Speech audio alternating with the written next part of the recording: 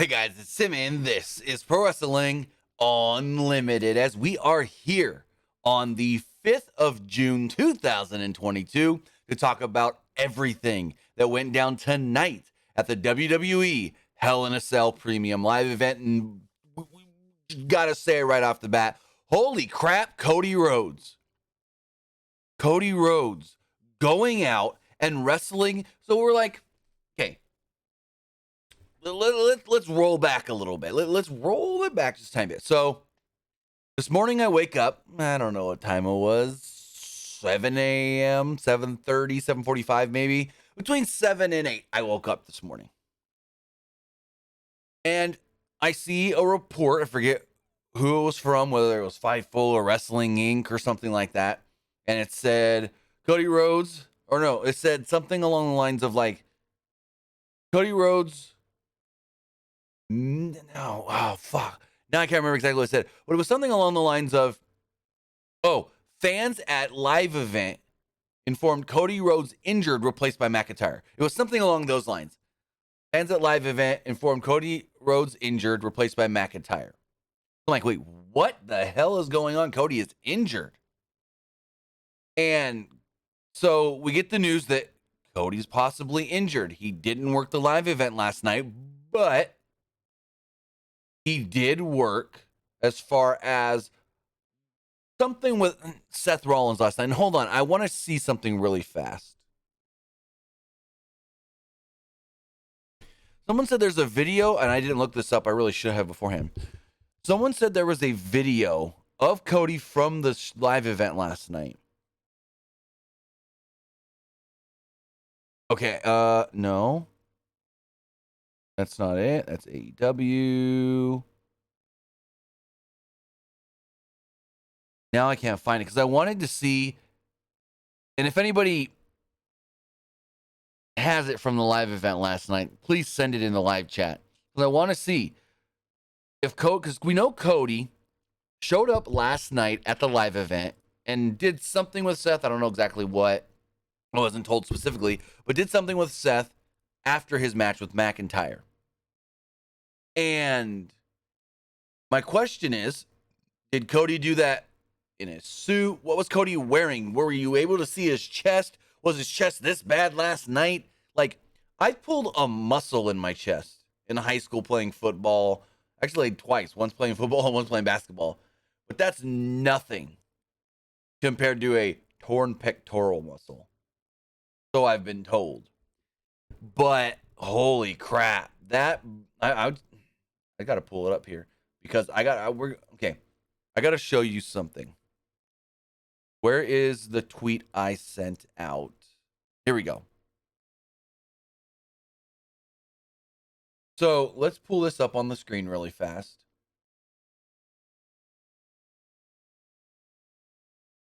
Capture the screen, blah, blah, blah, blah. So this is Cody from the beginning of the match. You see all the bruising. It's purple and all that, and boom, boom, boom, boom, boom. Then we go to this picture. This was after the match. All purple and bruising. But look at all the red. The redness is the bruising getting worse. Like, holy shnikes. Holy crap. Cody freaking Rhodes. That's your new name for me. Cody freaking Rhodes. Because that's freaking amazing what he was able to go out there and do in that match. And after the match, and we'll talk about this once we get to the match, of course, Cody, after the match, got on the ropes, looked out in the crowd, goes, "Thank you, I'm sorry, but thank you." Because everyone was standing for him, like full on, full standing ovation. Cody didn't say this. Cody has no need to say sorry because Cody gave us more than we deserved. We didn't even need Cody out there. Like, yeah, main event match, the only cell match on the card. Cool. Okay, whatever. But if he was as hurt as he looked, and that ain't no fake Hollywood makeup job on his arm, that's a real bruise. If he's as hurt as he looked, he did not need to do that match. And we know Cody has worked matches when he was in AEW injured. We know he has worked stuff injured before. But that is a bad bruise. And like, I don't want to get too much into it because we're going to talk about it later, but that gave me Triple H torn pec vibes.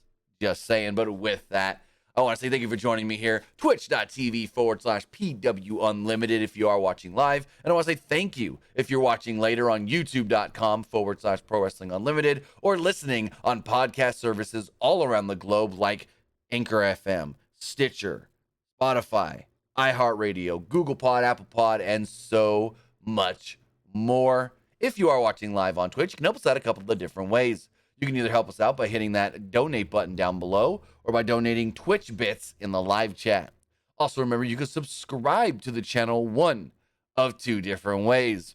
You can either subscribe with a tiered subscription, or you can be like T Carn I 1013 actually just did 20 minutes ago with Amazon Prime, because remember, actually also Wrestling Fan 09 also used their Amazon Prime to subscribe right here. Remember, all you got to do is take that Amazon Prime account, take that Twitch account, you link them together, bada bing, bada boom, you're Prime Gaming. Prime Gaming gives you a lot of cool things like free games. It gives you free stuff for games, and it always gives you one free subscription to any Twitch channel you want to subscribe to throughout the month. And I greatly appreciate it if you subscribe right here, Pro Wrestling Unlimited.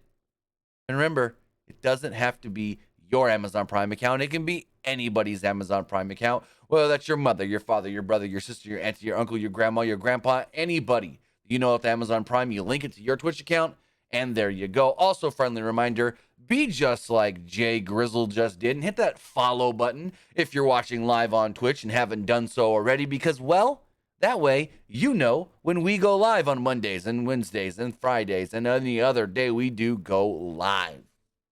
But on the flip side, if you're watching later on YouTube, or if you just follow us on YouTube at all, don't forget to hit that join button down below. Hit that join button and become a channel member. As a channel member, you get early access to news, early access to podcast episodes, early access to non-news videos, and so much more.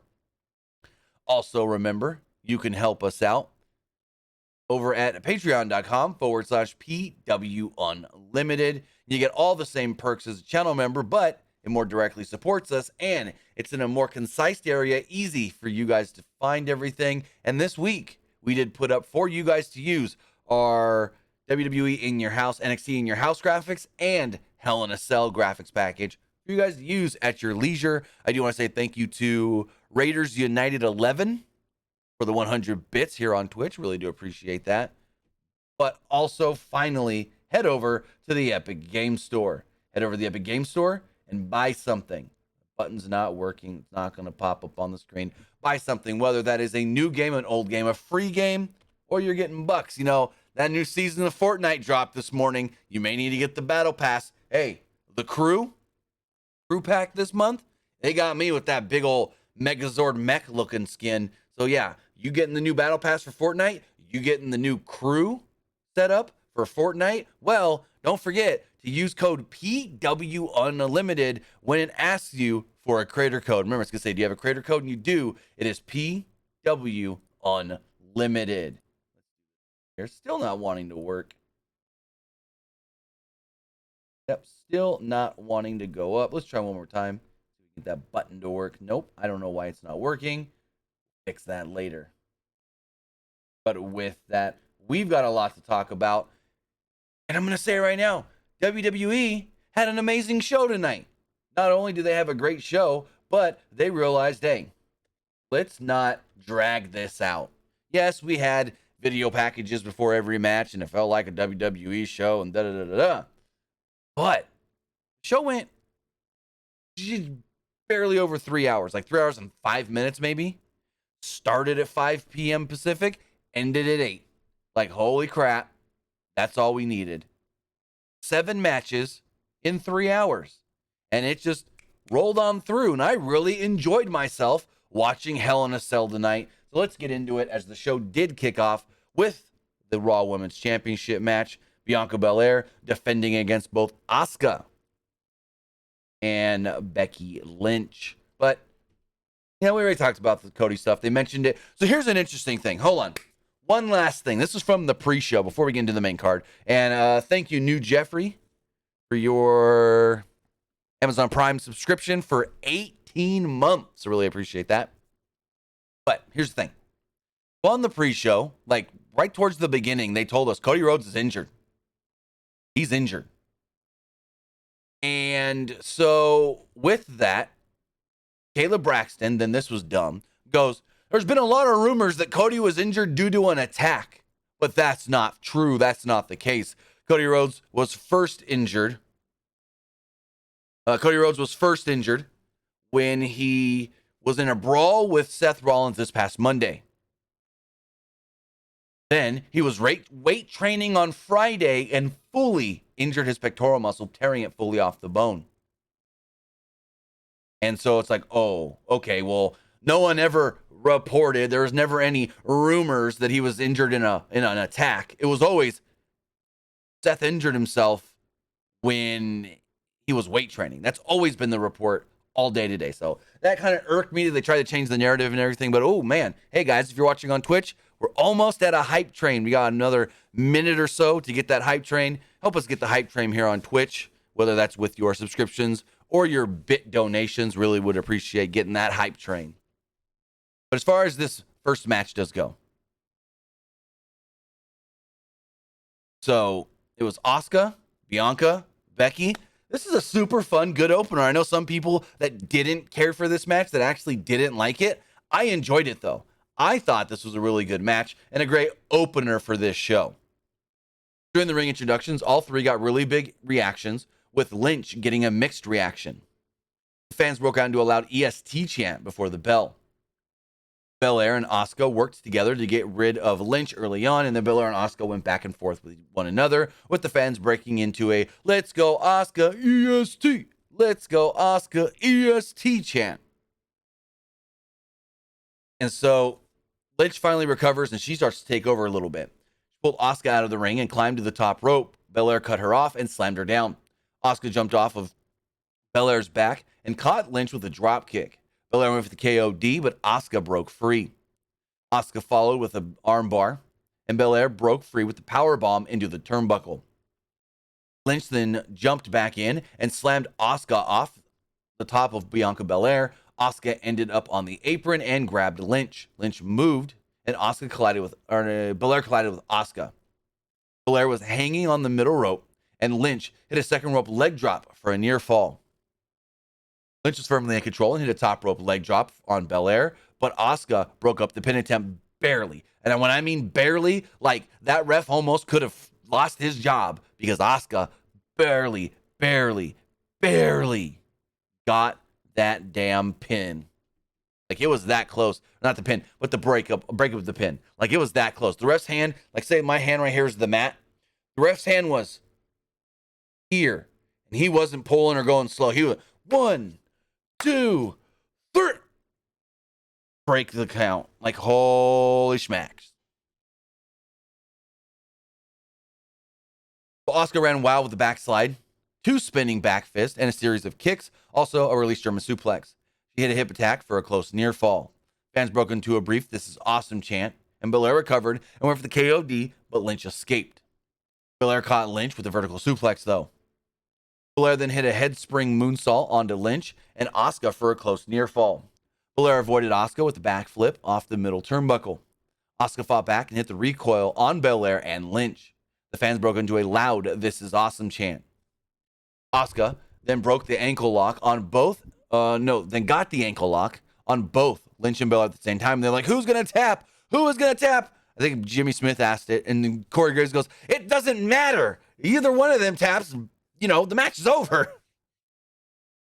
Belair went for the KOD, but Lynch escaped and hit a crossbody. Belair caught Lynch with a small package and a near fall. Lynch recovered and hit a manhandle slam for another close 2. Fans broke out into several "This is awesome" chants. Asuka missed a hip attack and got caught into the ropes. Lynch locked on a disarmor in the ropes, what looked super cool, and Belair broke it up. Asuka and Lynch traded pin attempts until Asuka got the Asuka lock on. Belair jumped off the top rope and broke up the submission. Well, ish. Kind of missed it, but still got it.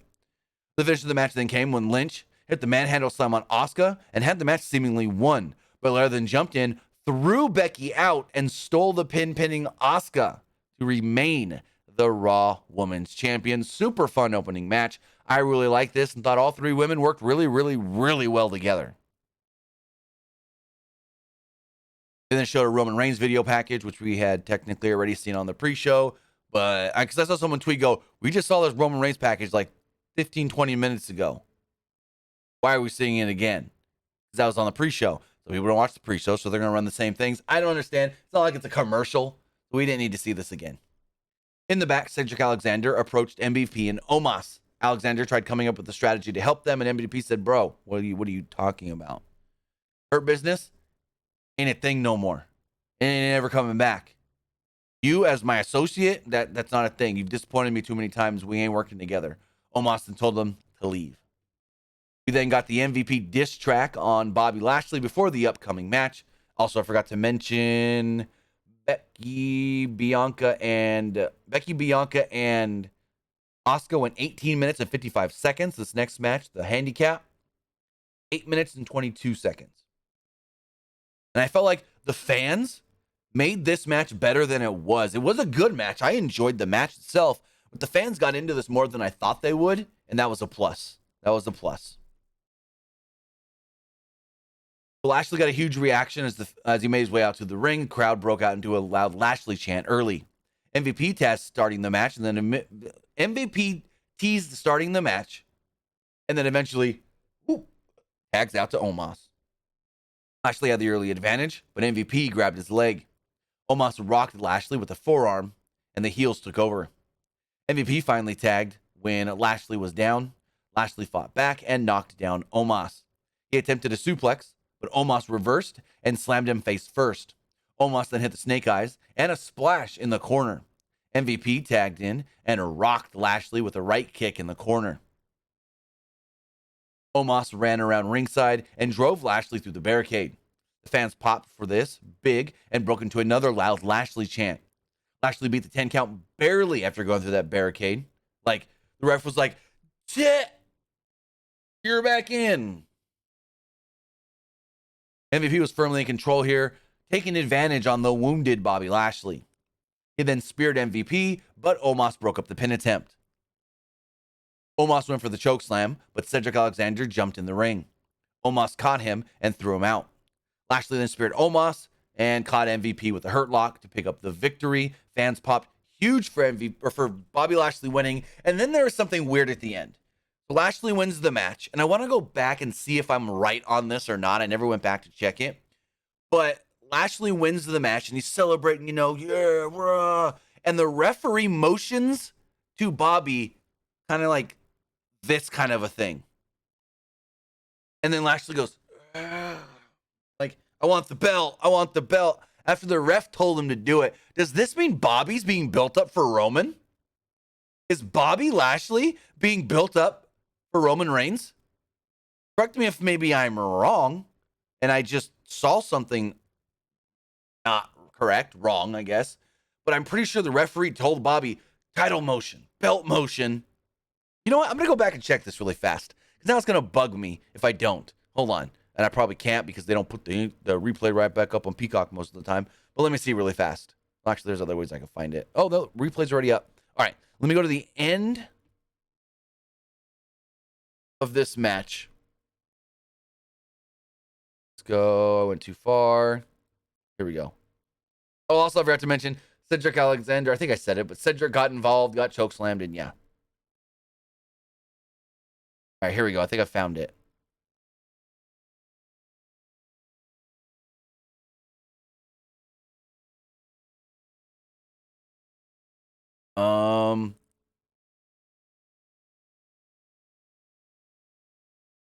Okay, so we don't see. Okay, hold on. So, okay, here it is. I think I found it. I need to go back just another like 20 seconds. Okay, so I'm watching this live. I can't show it to you guys, of course, but Bobby Lashley's celebrating. He's in the ring. The ref's talking to him, showing the crowd. Ref's still talking to him. They're saying, Bobby, go over here. Literally, the ref's directing Bobby Lashley what to do this whole time. The ref then goes around Bobby to the other side. Bobby's still standing in the ring.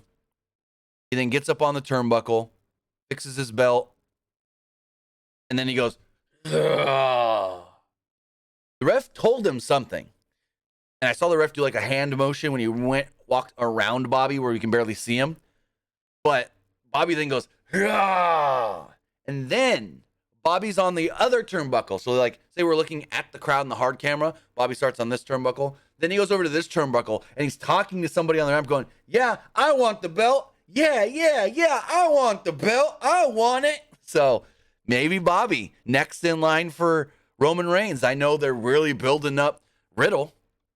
Like Riddle looked like a freaking put the belt on him now guy coming out of that tag team match on Friday. But hey, if we need Bobby Lashley first, okay. Or if we need Bobby Lashley after, we need challengers. So let's start building Bobby up. He won the handicap match. Now let's give him some more matches. We got a Money in the Bank commercial. Jimmy Smith, Corey Graves, and Byron Saxton discussed the injury to Cody Rhodes. They stressed that Seth Rollins didn't cause the injury. No.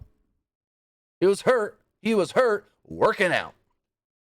Next up, we had a 9-minute and 20-second match. It was Kevin Owens against Ezekiel. This was fine. This was fine. But at the same time, I liked it. There's faint Zeke chants, which caught me off guard. This crowd in Chicago, really good. This was when they say Chicago's one of the best cities for wrestling, that's why. They got great crowds. Fantastic crowds.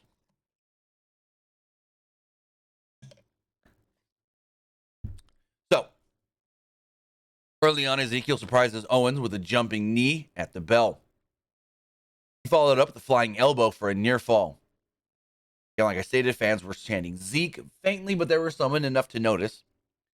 The two brawled at ringside for a little while, and Owens took over after throwing Ezekiel into the ring post. Owens hit a swanton, and I guess a moonsault-ish off the second turnbuckle for a near fall. Owens went he had a senton, then a moonsault, then the swanton, but Ezekiel got his knees up on the swanton. Ezekiel would then take advantage and fire back at Owens, who was in the corner. He did once miss a stinger splash, but hit a spinebuster for a 2. Ezekiel avoided a stunner attempt, and Owens scored a near fall with a pop-up powerbomb. Owens then taunted Ezekiel, and maybe for a little too long. He went for the stunner again, and Ezekiel rolled him up for a 2. Ezekiel climbed to the top rope, and Owens cut him off. He then hit 2 super kicks and a cannonball in the corner. Owens then hit the stunner and picked up the victory. Fans popped big for the finish and Kevin Owens winning the match. So now what? The story's technically not over. Just because Kevin Owens won doesn't mean, kibosh, it's over. No, because the whole story is, I'm going to prove you're Elias. You're not Ezekiel. So beating him, what does that do? That doesn't prove anything. It just proves you won the match. You're better than him, whether he's Ezekiel or Elias. So where does this go now? Again, it kind of can't be over because it's not like he won and in winning proved Ezekiel is Elias, if you know what I mean. Then got a Seth Rollins video package for the 6-man or mixed tag team match. It was Judgment Day, Edge, Damian Priest, and Rhea Ripley against AJ Styles, Finn Balor, and Liv Morgan. I thought the match was good, but a little longer than it needed to be. I felt like it dragged at times. Fans did pop for Edge picking up the win at the end, though. So all 6 faced off in the middle of the ring, and then they started brawling. They sent Priest and Edge out of the ring. Styles and Balor launched Morgan into the air, and she caught Ripley with a Hurricane Rana in a cool-looking spot. Ripley, though, then took over with a vicious headbutt. Like this looked like they cracked heads hard. And then she followed up with a delayed vertical suplex. Morgan fired back with a missile dropkick. Ripley rolled to the corner and tagged in Edge. The Judgment Day took over, so Edge finally got into the ring. He beat Balor down along ringside and slammed him into the announce table. The heels isolated Balor on their side of the ring in the corner. Balor fought back, but Edge prevented a tag. Priest then hit a series of kicks, and Balor responded with a hard chop and a Pele kick. Styles and Edge got the tag at the same time here. Styles ran wild and scored a near fall on Edge. Edge sent Styles onto the apron. He caught Priest with a running knee and hit a phenomenal forearm on Edge as well. Priest, though, broke up the pin attempt. Morgan and Ripley tagged in, and they traded pin attempts for a little bit and got a good reaction from the crowd with their really nice back and forth action, I guess. Ripley hit a suplex for another near fall. Ripley went for the riptide, and Morgan escaped and tagged in Finn. Morgan then caught Ripley with the DDT, and all six started brawling again in the ring and outside the ring. Styles and Balor hit planchas onto Edge and Priest at ringside. Morgan followed this up with a suicide dive to Ripley. Balor went for the coup de grace, but Ripley knocked him off the top rope. This was a little weird, and I didn't like this spot. So it's one thing when someone's standing on the top rope, someone comes up, grabs the leg, shakes the rope, pushes them. But literally, Finn's on the top rope, slowly standing up, and Rhea's just Ultimate Warrior shaking this rope, and Finn doesn't fall for a good 15, 20 seconds. She's shaking the shit out of these ropes. And Finn's finally just like, oh, I'm supposed to fall. Crotched himself. I was like, ooh, that didn't look too great. Like, the way she was shaking these ropes violently, he should have fell instantly. Anyways, little nitpick there. Styles hit the phenomenal forearm on Damian Priest and took him out. Edge then tossed Styles out of the ring in a brutal-looking spot through the turnbuckles. The doctor actually ended up checking on AJ, who actually came up bleeding, I think, from the mouth area? Finish then came when Balor went for the coup de grace, but Ripley stood in the way. Morgan took out Ripley. Edge avoided Balor and hit him with a spear to pick up the win. Who at that Judgment Day does win, and the crowd popped big when they counted the 3 and raised their hands. So, excuse me. Looks like Judgment Day is getting over, which is good. Judgment Day is getting over. I mean, they're heels, so they shouldn't be like cheered like this, but hey, crowd's liking them. That's a good thing. We go to the back. They recapped. Well, first, they recap Bobby Lashley winning the handicap match. Then we go to the back. Lashley's walking around, and he comes up on Cedric. Cedric Alexander noted, hey, yes, I got involved in your match, but I didn't do that for myself. I did it for myself, not for you. I'm tired of MVP treating me the way he does. He's like, I'm just standing up for myself. And Lashley's like, hey, nothing wrong with going out and standing up for yourself. Nothing wrong with taking out the people or trying to take out the people that are doing you wrong. But, hey, I'm going to tell you right now, don't get involved in any more of my matches. And Cedric's kind of like, yeah, you got it. MVP then walks off. Then got a recap of everything going on with Madcap Moss and Happy Corbin. And then we had the no-holds-barred match that went 12 minutes and 4 seconds. Match was okay. Like I said with the last match, did drag at times. It did drag at times.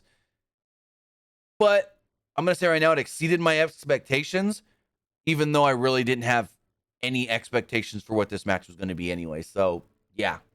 Fans broke out into several We Want Tables matches. They were starving for tables. Didn't get any in this match.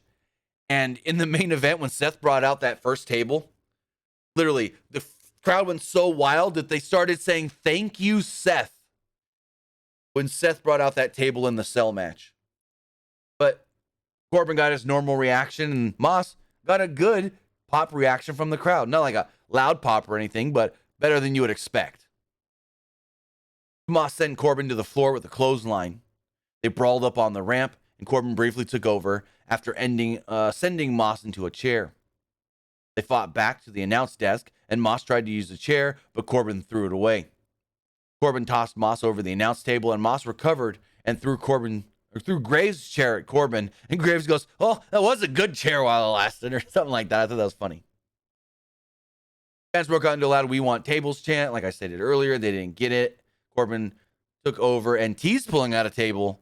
Fans went like, yeah! And then when he put the table back in, they went, boo! Like, no! Like, God damn it. Wrestling fans really love a good table spot, don't they? Corbin hit a choke slam and grabbed a chair from under the ring. Fans booed that he grabbed a chair and not a table. Corbin beat Moss with the chair, hit him in the neck. Fans broke out into another We Want Tables chant. Corbin recovered and hit a deep 6 for a close near fall. Corbin then went under the ring and got another chair. And the crowd booed again because, like, he had the one chair, then he got thrown out of the ring, and instead of grabbing that chair, he went under the ring for a second and produced another chair. He knew what he was freaking doing here. At one point, Moss sent Corbin into the chair and took over. Corbin, for some reason, kept turning in, like he's like on all fours on the ground, and kept turning into the chair shots with his shoulder. I don't know if that's the right thing to do. But at one point, Corbin got DDT'd onto the chair for a 2. Corbin regained control with a chop block at ringside. He beat Moss around ringside as the fans continued to chant for tables. Corbin wrapped the chair around Moss's neck and drove him into the announce table. Corbin then set up the steel stairs in the corner, but Moss reversed it. He gave Corbin a fall-away slam into the stairs. He followed this up with a punchline and wrapped the chair around Corbin's neck. Moss then gave Corbin the Pillmanizer and with the chair and the stairs to pick up the win. So with that, Madcap Moss does defeat Happy Corbin, and after the match, medical checked on Corbin and took him out on the stretcher. At this point, I go, 2 matches to go. This show's breezing along. This is an easy show to watch. Got another Money in the Bank commercial and a Bianca Belair video package. We then had the United States Championship on the line. Austin Theory defending against Mustafa Ali. I thought these two worked really well together, had a really good match. And, well, they played up that Ali's from Chicago. We're in Chicago. So what does that mean in WWE? Oh, your boy is losing. Literally, Austin Theory comes out, and as Austin's putting his cell phone down in the corner or whatever, we hear, and his opponent. And at first I'm like, wait, is he not going to get an actual entrance? The hometown boy from right here in Chicago, Illinois, Mustafa Ali. And then Ali comes out and wearing, the shirt's kind of like a Bulls shirt. It's got black and red and cool gear with the Chicago flag symbol on it. Really cool. Really cool. Huge reaction. And they noted that his wife, kids, and close friends were all in attendance here live. Theory had the early advantage with a side headlock, though. Ali hit a sliding drop kick and a flying crossbody for a near fall. Fans broke out into a loud Ali chant. Theory tossed Ali into the ring steps at ringside, and the fans broke out into a loud Theory sucks chant. Ali climbed to the top rope, but Theory shoved him to ringside. Also didn't mention, match went 10 minutes, 23 seconds. We got more Let's Go Ali chants, and Theory slowly slowed down the pace with a chin lock. Fans again still cheering for Ali. Ali fought back and caught Theory with a spinning heel kick. He took over with a rolling neck breaker to a lot of cheers. Theory then pushed him off the top, but Ali landed on his feet. He grabbed his knees and tried to hit a super kick on Theory. Also, let me check something really quick here, guys. Check one quick thing. Okay, we're good. Back to the action. Where was I? They recover here and hit a sort of Spanish fly. Ali fought back and climbed to the top, but Theory cut him off. Theory went for the A-Town down, but Ali reversed into an STF to a huge pop.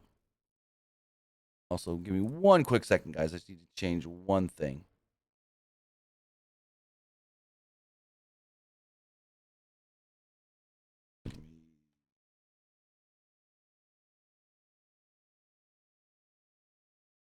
This. All right, there we go. So hit some, not a perfect looking, but an okay looking Spanish fly. Ali fought back and climbed to the top, but Theory cut him off. Theory went for the A-Town down, but Ali reversed into an STF for a huge pop that almost looked like Theory was going to tap, but then he made it to the ropes. Ali hit a tilt-a-whirl into a DDT, and then climbed to the top again. Fans were buzzing for Ali to hit that 450. He hit the 450, but Ali missed the 450 as Theory moved out of the way.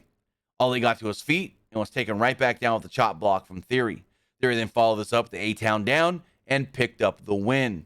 Fans erupted in a chorus of boos as Theory retained the championship, the United States title. Excuse me. We then got another Money in the Bank commercial where they made us know, 4th of July weekend, July 2nd, Money in the Bank. They then recap Cody Rhodes and Seth Rollins and everything going on with that. And then we got the match. 24 minutes and 29 seconds. Cody Rhodes versus Seth Rollins. Cody starts to, this match was, even if Cody wasn't hurt, this was a phenomenal match. This was a great Hell in a Cell match. But in my opinion, and you don't gotta agree with me, you don't have to, it's my opinion. Cody being hurt actually brought a different kind of vibe to the match as far as a concern for Cody that I think made the match better. The two just going out there and having a great Hell in a Cell match would have been one thing. But Cody being hurt put a whole nother aspect on this match. And so Seth's making his way down to the ring, right? He comes out. He's got his jacket on, but he's got it tied really tight. He's doing this dance. Whoa, and he spins around, and he's doing his whole thing. I'm like, he's got something special under that freaking jacket. He's got something under that robe because he's got it so tight that we don't see it. And he's right. And then he goes, ha ha ha! And he throws the robe jacket off, and not only is Cody wearing polka dots, but he literally, other than like the headband, had Dusty Rhodes polka dot gear remade. That's literally an exact replica of the Dusty Rhodes gear. I'm like, oh snap. He went one extra step. Not only wearing polka dots, but wearing the same kind of gear, or it's not Dusty's gear, of course, but a replica of Dusty's exact gear. Cody makes his way out. Of course, the cheers. And as Cody's slowly walking down the ramp, I go, either that's a big ass bruise under that jacket, or the light's hitting him in a weird way. You can start to see the way he was moving. He was moving, and the jacket was kind of moving a little bit with, walking and whatnot. And I'm like, oh no. And so we get into the ring. Mike Rome does the introductions. First off, Seth freaking Rollins. And Seth takes off the tank top shirt thing, throws it away. We then get in his opponent from Atlanta, Georgia, the American Nightmare, Cody Rhodes. And the crowd's going, yeah! And Cody takes off the jacket. We see the bruise, and the crowd just, yeah! They didn't know what to think. I didn't know what to think. Good question there, Magma Lord. Give me 1 second. I didn't know what to think when I first saw that bruise. I was like, holy snikes. Like, what the hell? And I do have to correct myself. It wasn't a exact Dusty Rhodes replica, but it was pretty close because Dusty never wrestled in long tights. He always wrestled in trunks, underwear. But to Magma Lord's question, no, I'm looking at it now. No, those boots were not Dusty had a cool pair of cowboy boots with like gold diamond design. But Seth's that I'm looking at here, he had kick pads and boots and all that, because that's just Seth Rollins and what he wears. But he had yellow kind of accents that resembled-ish the cowboy boots that Dusty wore. So it wasn't an exact replica. So I do want to correct myself on that one. It wasn't an exact replica, but pretty darn near close. So we see the big old bruise on Cody, and me and all the other people I saw on Twitter were like, whoa. And commentary was just like, oh, how is Cody going to wrestle with that? This doesn't look good. And everyone seems concerned. And, it's a torn pec. Bruise from the elbow all the way up the arm, around the armpit, and down to the pec. That's exactly what a fully torn pec off the bone looks like. We've seen it before with Triple H. Pull up Triple H's injury photo.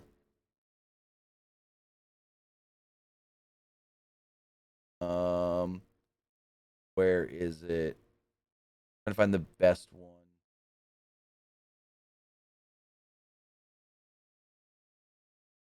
It's like when Triple H tore his pec. Let me see if I can pull this up. Yeah. So this was Triple H when he tore his pec. Bruised all right around here. All bruised. And then, of course, we all saw it tonight. Cody and his bruise. Actually kind of worse. But I don't know the Triple H picture compared to the Cody picture, the time frame of when Triple H posted that picture after the injury and when Cody's actual injury started. Like when he got hurt. They said Friday he tore the pec off the bone. The injury was confirmed as a Friday. But the whole time during the entrance as well, Cody's crying walking to the ring because he knows he's going to be gone for a little while.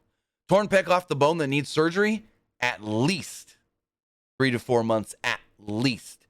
And I think that's 3 to 4 months before you can start doing anything physical. So that might even be 3 to 4 months. Then he can. Now, I don't know when rehab starts, if it's within the 3 to 4 months or not. But from what I read, there's two different. Depends. A normal person, they say, is fine after 3 to 4 months. But an athlete, 3 to 4 months before they can fully start training again. So you might be able to, start your rehab before the 3 to 4 months are up. But normally for an athlete, 3 to 4 months before they can actually get back into the swing of things with the way they train as an athlete. So I read a couple conflicting things, one about athletes, one about non-athletes with the same injury. So maybe Cody gets on the ladder 3 to 4 months and he's back. But it looked like that bruise got worse throughout the match. So, talk about it. Rollins immediately went after the injury. Rhodes broke free. Tried to hit a Cody cutter, but hurt himself in the process.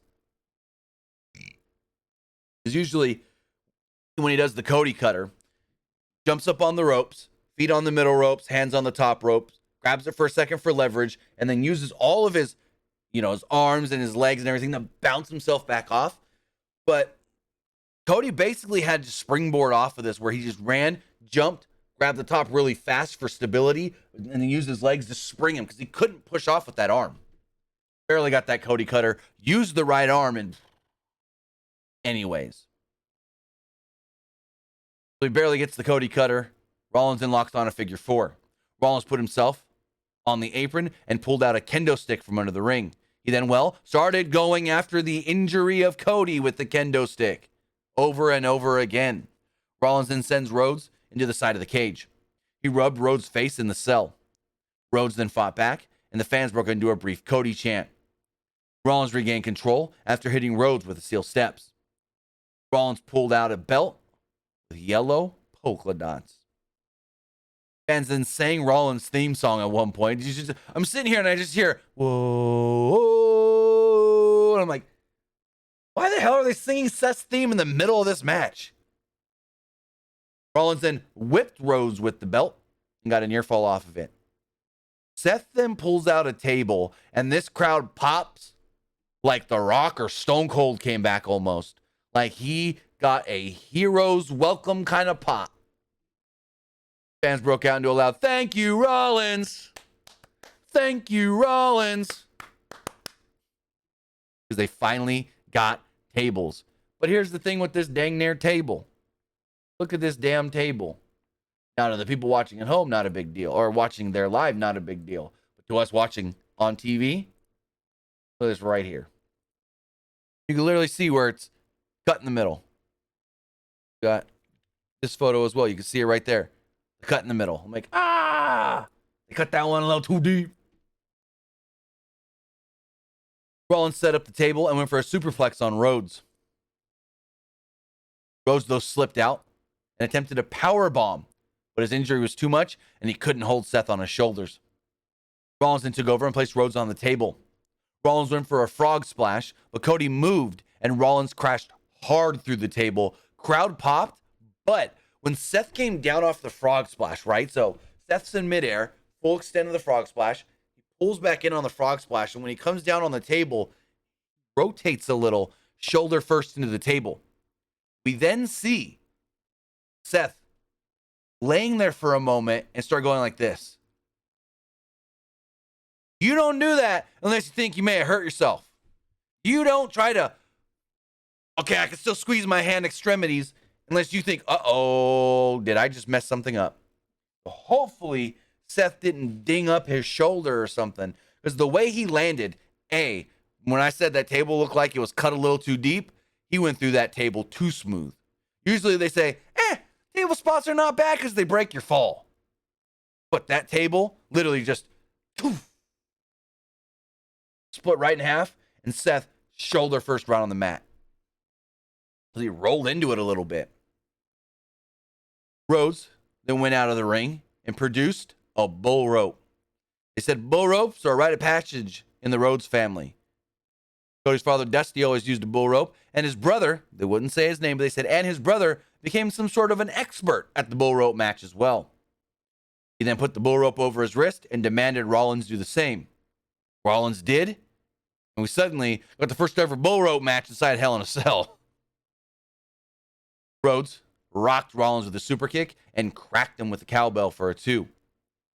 Rollins then used the rope to pull Rhodes into the ring post. He finally took off the rope and pulled out a second table. Crowd cheered again. Rollins set up the table in the corner, but Rhodes fought back. Rhodes attempted to powerbomb on the table, but Rollins broke free. Rollins then hit a running powerbomb on the table, and the fans broke into a loud "This is awesome" chant. Rollins pulled out a sledgehammer, but Rhodes kicked it out of his hands before he can use it. Rhodes then hit a pedigree to a massive reaction and got a near fall off of it. Fans were going wild at this point as Rhodes produced the sledgehammer. He picked it up, and we go, and Rollins ran away as Rhodes chased after him. As they got back into the ring, Rollins hit the stomp for a very close near fall. Fans broke into another loud "This is awesome" chant. Rhodes avoided the stomp, and Rollins hit a crossroads. Rhodes held on, though, rolled it through, and hit a crossroads of his own for a near fall. Rhodes and Rollins then slowly both climbed, or I guess to say, crawled over to the sledgehammer, with Rhodes getting to it first. But he went to pick it up, but he picked it up with the wrong arm, the injured arm, and couldn't hold it. Rhodes recovered, though, and hit 2 crossroads. He looked like he was going to go for a third, but grabbed the sledgehammer instead and hit Rollins directly right between the eyes with it. Went for the pin 1, 2, 3, and picked up the victory. Cody Rhodes defeats Seth Rollins. Now, here's my thing with this. Everyone was saying, Cody can't be losing. Cody can't be losing. Cody's got to win. Now, going into this match, I was saying the same thing. Cody can't lose. Yet, Cody's going to be out for a little while with this torn pec injury. That would have been the best way to give Seth a win. Because if Cody's going to be gone, he didn't need to win, and it wouldn't make Cody look bad. Because it's like, if Cody's going to be, pushed as a top guy in this company, he can't be losing. Got to keep winning and winning and winning. But this would have been the time where it would have been okay for him to lose, especially if he's going to go away for a little while. Because after this match, Cody started crying. Cody's in the middle of the ring. He's looking out around, sitting there. He's on his hands and knees. He kisses the ring. And he's crying and he's crying and he's crying. He finally gets on the turnbuckle and he's like, "Thank you. I'm so sorry, but thank you," as the crowd giving him a full standing ovation. And there we go. Cody finally gets off, waves at the crowd, raises his arm and stuff. And yeah, wild turn of events. Did not expect to wake up this morning to Cody Rhodes stated as injured last night at live event. 2, Cody's hurt, fully torn off the bone pectoral, and he's going to wrestle this match. And have a damn good match at that. But like I said, I think the injury actually made the match better. Actually made the match feel different than just another Hell in a Cell match where they do stuff with the cell. There was a sense of drama with the injury. There was a sense of urgency of, okay, Cody needs to not hurt himself anymore. Cody needs to get this over with. He needs to beat Seth. He needs to get out of there. And so I actually thought it made the match better. I'm going to be completely honest. But with that, ladies and gentlemen, was Hell in a Cell. Or as Vince McMahon would say, Hell in a Cell. I thought overall, really good show. I thoroughly enjoyed the entire thing. I really did.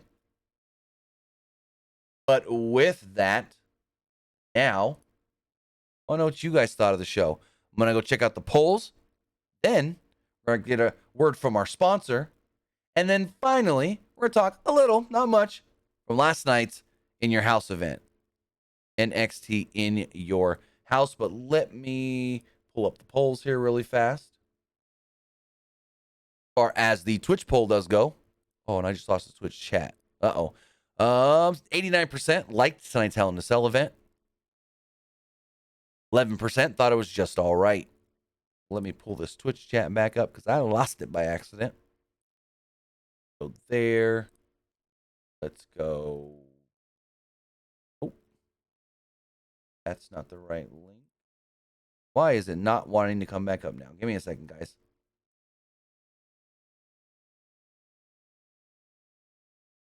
Here we go. We got this. We got the Twitter poll. Or as the Twitter poll does go. 78% liked Hell in a Cell. 21% thought it was just all right. And finally, the YouTube poll. Remember, now all the live polls for YouTube will be in the community tab if you aren't watching live. And, wow, doing them in the community tab, actually, not a bad idea because more people are now voting on it that way than used to watching live. So, hey, actually working out pretty good. 63% thought that the show, liked the show. 26% thought it was just all right. And 10% did not like Hell in a Cell. I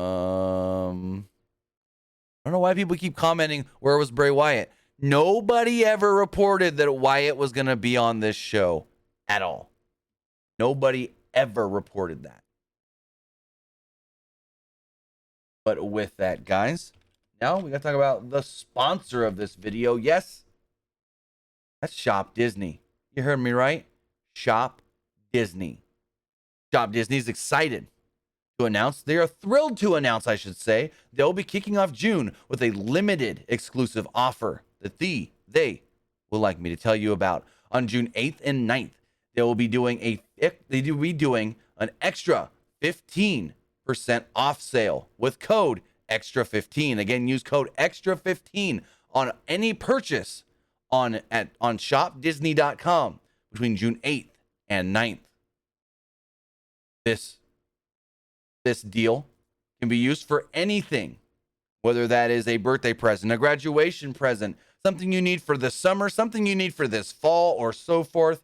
Anything on Shop Disney will be discounted at an extra 15% off, even if it's already on sale on June 8th and June 9th when you use the code extra15. That's EXTRA 15 at shopdisney.com, but only for those 2 days. Again, June 8th and 9th. Head over to shopdisney.com on June 8th and 9th. Use code extra15 and yes, get an extra 15% off your purchase on either of those days.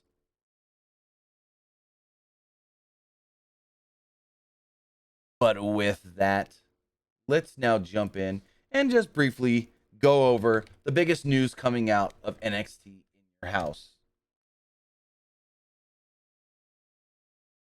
Last night was NXT In Your House from the Performance Center in Orlando, Florida.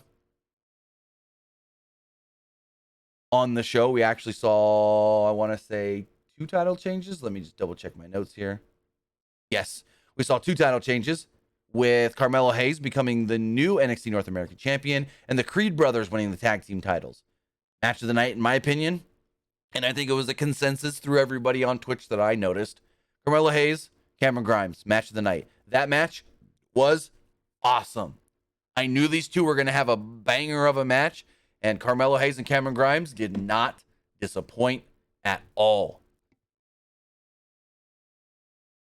I'm not upset. Now, I have to preface, I'm not upset that Carmelo Hayes regained the North American Championship, but I thought what they should have done was Carmelo Hayes lose, go on a little bit of a winning streak, and then say, hey, I always keep calling myself the A champion. I always kept saying that the North American title was the A title. But in all actuality, the A title, the main title, that's what Braun Breaker has, and that's what I want, because I want to be the real A champion.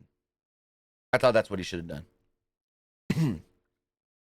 So, as we move on looking at the show, as far as results do go, we do know that, why did I just lose my notes here?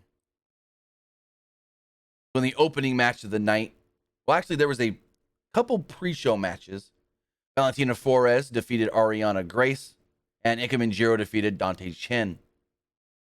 Then we saw the family, Tony D'Angelo, Channing Stacks Lorenzo, and Troy Two Dimes Donovan actually defeat Legado del Fantasma. And I was shocked. I was shocked because it's losing team must join the winning team.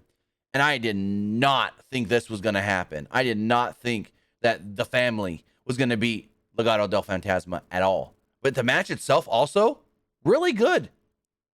We're not seeing much, if any really, of Lorenzo and Donovan, Stacks and Two Dimes. I thought they showed they had a very good showing. And everybody in this match looked really well. Like, I was shocked with how much I enjoyed this match. Like, I know, it's a lot of good workers, but I was kind of just like, wow. I didn't know what to expect from Stacks and Two Dimes. They over-delivered, in my opinion. And then, of course, Legado del Fantasma, Escobar, Wild, and Del Toro, whatever he is. Really good, really good. One drawback I did have of the entire show was that there was crowd noise piped in the entire time. Like, arena fans, like loud, yeah, boos, yeah. And there was one point in the Cameron Grimes, I think it was the Cameron Grimes Carmelo Hayes match where they're going at it, and they're going at it mile a minute, kind of doing their running thing. Then they do this thing where they're both up on the ropes, like in the middle of the ring, but up on the second rope in the middle, top rope, and they do a Spanish fly. And we hear like a loud, like 20,000 fans in the building. Yeah. Yet only half the crowd were standing up for that. You could literally see people sitting. It's like this. But they piped in a lot of crowd noise for this show last night for like every match. Every match. As we moved forward, Toxic Attraction, Gigi Dolan and JC Jane successfully retained the NXT Women's Tag Team Championships against Katana Chance and Kaden Carter. And if I'm going to be honest, that was the only way they could have gone. Because Kaden Carter and Katana Chance have been here for so long that no one would ever take them seriously as tag team champions. Because we're conditioned to know that they're, I guess to say it, losers. Not championship material. We already talked about Carmelo Hayes and Cameron Grimes. That match was really, really good. I really thoroughly enjoyed it. Mandy Rose successfully retained the NXT Women's Championship against Wendy Chu. I thought the match was good. A little too much comedy for my liking in the match. Like one time, Wendy was sitting in the corner and Mandy went to run at her with a knee. She pulls up a pillow and blocks the knee with a pillow. Mandy then destroys the pillow, pulls stuffing out of it, and then throws it into the crowd. And my first thought was, I saw who caught that. I don't know who you are, but do you get to take that pillow home? Do you get to take that pillow home? Anyways, that match was all right. I thought it was good-ish for what it was. Not great or anything. Maybe one of the weaker matches of the card. We then saw the Creed brothers actually finally capture. I don't know why I'm looking in here where it says Mandy Rose retains. I kept trying to say retain. capture the tag team championships, and they made a big deal out of them winning. With I always get them mixed up. Who is who? Which one's Brutus and which one's Julius? Because the one that's like more toned and slimmer did an amazing shooting star press off the top. Like he got to the top rope, stood there for a second, looked around like, I got this. I got this. And then just, whoo, perfect shooting star. Like a perfect shooting star. Then we had our main event. And I'm like, oh, Lord, what is this match? This match was not that good. I mean, the match was good, but not main event NXT title good. It was Braun Breaker successfully defending against Joe Gacy. And they did the whole, well, if Braun Breaker gets disqualified, he loses the belt. So there was a lot of, he used a weapon. Gacy at one point tried to be Eddie Guerrero where he had a chair. The ref was doing something, I don't exactly remember. But Gacy threw the chair over at Breaker and then laid down. And so the ref's like, did you use the chair? Did you use the chair? I'm going to have to disqualify you. Then another ref, they overbooked this shit. Another ref then runs down right as the other ref was about to call for the end and goes, no, you can't do this. He didn't use the chair. No, he didn't use the chair. But here's my question. When refs blow calls, why don't other refs come down and go, you got to reverse that or you can't do this? You know what I mean? Just saying. But then there was like a lot of interference from, maybe not a lot, but there was a good amount of interference from, I guess, Joe Gacy's druids, if that's what we're calling them. Joe Gacy took a wicked bump through the table, though, the announce table. Yeah, since Saturday said exactly what I was thinking. I was watching it with a friend last night, and I was like, oh, man, looked like Gacy just died. But overall, Gacy looked all right. Braun Breaker looked good, as he usually does. I just thought it was funny is I was watching with a friend that doesn't watch NXT. And so the match starts, and he's kind of paying attention. Then finally he looks up and goes, is that a Steiner? I'm like, yeah, that's Rick's kid. He goes, oh, yeah, he looks like him. He looks like a Steiner. Like, he doesn't know anything. He's a, what you would call, super casual fan. Doesn't know anybody in NXT. Knows most people on WWE's main roster-ish. The more heavily pushed guys. And a good amount of AEW wrestlers. But knows nothing NXT. So when he finally looks up from his phone and goes, is that a Steiner? I laughed pretty hard because I'm like, yes, that is Rick Steiner's son. He goes, well, he looks just like a Steiner. Like, I would have known that a mile away. I thought that was pretty funny. That's what everyone always says. Oh yeah, he looks like Rick. He looks like Rick, and he's got the mannerisms and the dialect of his speech of Scott. But overall, probably one of the weaker premium live events from NXT. But what do you expect when you've got this version of NXT putting on these shows? With it, like I said, we were just going to do a brief rundown of NXT, give you my quick thoughts. Overall, I thought there was some good wrestling on the show. Again, the 6-man tag really over delivered from what I thought it was going to be. Carmelo Hayes and Cameron Grimes, fantastic match. Almost couldn't have been any better, in my opinion. And even Wendy Choo and Mandy Rose. Not the best match, but for what it was supposed to be with all the Wendy Choo comedy and stuff, and it being a Mandy Rose match, it was fine. It was all right. It was good. But I couldn't get into... Oh, and the Creeds and Pretty Deadly had a damn good match, too. But I just never was able to get into that main event at all with Joe Gacy and Braun Breaker. But with that, guys, if you want to let me know what you thought of tonight's show, or even last night's NXT in your house, you can do so by texting in to 510-906-1341. Again, that's 510-906-1341. And woo, we only got one text message, actually. All right, cool. It'll be quick. It says, does Drew McIntyre take one of the titles from Roman at Clash the Castle? That's a good question. I have actually heard two different things be pitched. Either A, Roman at any of these shows, whether that's SummerSlam, Money in the Bank, Clash at the Castle, does double duty and defends both belts, or they just do. This unified belt is just the unified belt, and that's all that there is. Not one over the other idea has been, from what I am hearing, agreed upon. Vince hasn't made up his mind. but it has been pitched both ways. Oh, Roman's got both belts. He just defends both belts once a night, But there have been pitches of, well, we've got SummerSlam. You can defend one belt against Randy Orton and one belt against Drew McIntyre or Cody and somebody, and you know what I mean? So we'll see how it goes. They haven't made up their mind from what I have heard. And yeah, all we know that it's been pitched both ways. It's the unified title. It's the unified title. So do it as the unified title, not two titles he's holding on his shoulder, but it's also been pitched as it's two titles, defend both titles in one night. But with that, guys, I want to say thank you for joining me here live, twitch.tv/PW Unlimited.